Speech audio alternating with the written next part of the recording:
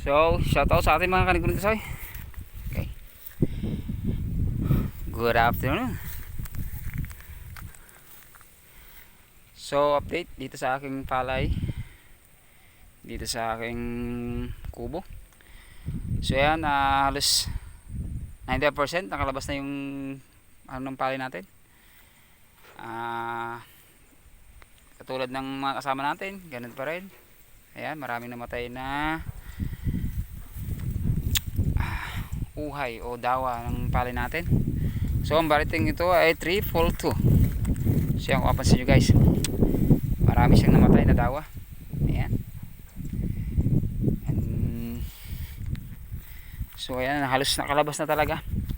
So ang natira na lang na hindi masyado nakalabas itong ating nagpunlaan. Ayan, so papansin mo madamo nga. Hindi ko na dinamuhan kasi para hindi na masaktan yung ano niya, yung puno ng natin.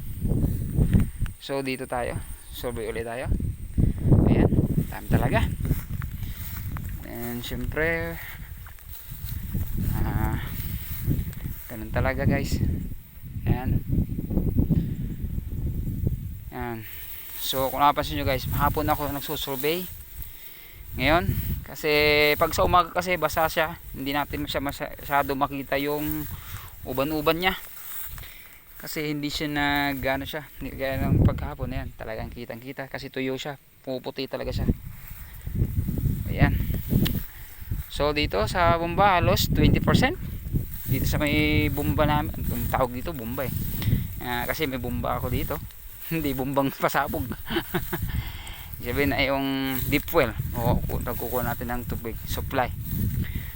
Ayan, dito 25%. Ayan, halos 25% ang damage ng palay natin dito. Ayan, medyo ako ay medyo na hindi naman totally nadidismaya, pero medyo nalulungkot ako kasi 4 months 4 months na nasikaso. Tapos ito makikita natin yung palay natin na maganda, tapos magkaka-damage. Pero gaya ng sinabi ko guys, ang pagsasaka o pagbubukid ay talagang sugal. So kung kahit man may nangyaring ganitong sitwasyon ay maluwag sa kaluban natin tanggapin. Basta ang importante, meron pa rin tayo makukuha. Dyan na ay dapat ipasalamat natin.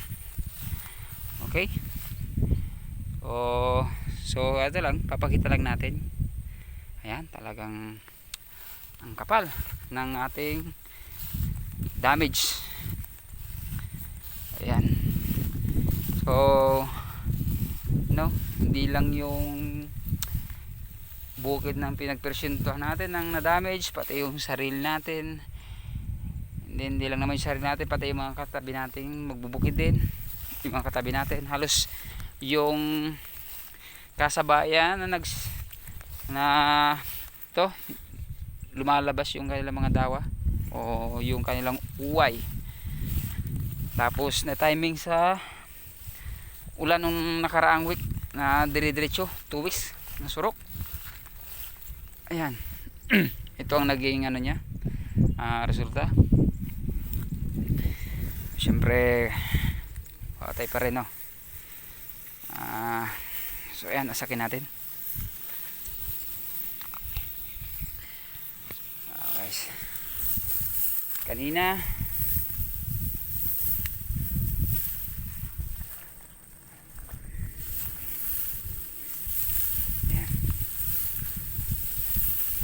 nasak ko na. Ayan, talagang maraming patay. Then lalo din to dito sa may taas natin, medyo naudi din to, mga nahuli din. Pero kung papansin nyo guys, talaga yung mga unang lumabas din talagang patay din, kumbaga puti na rin siya, uban.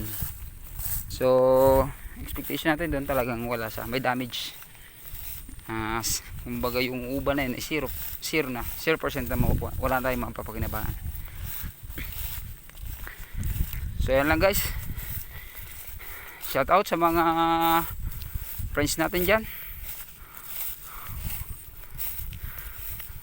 Baka naman mabigyan nyo naman ako ng stars dyan. Para ma-hit natin yung level 3. So mga guys, no, salamat sa mga followers ko. Thank you.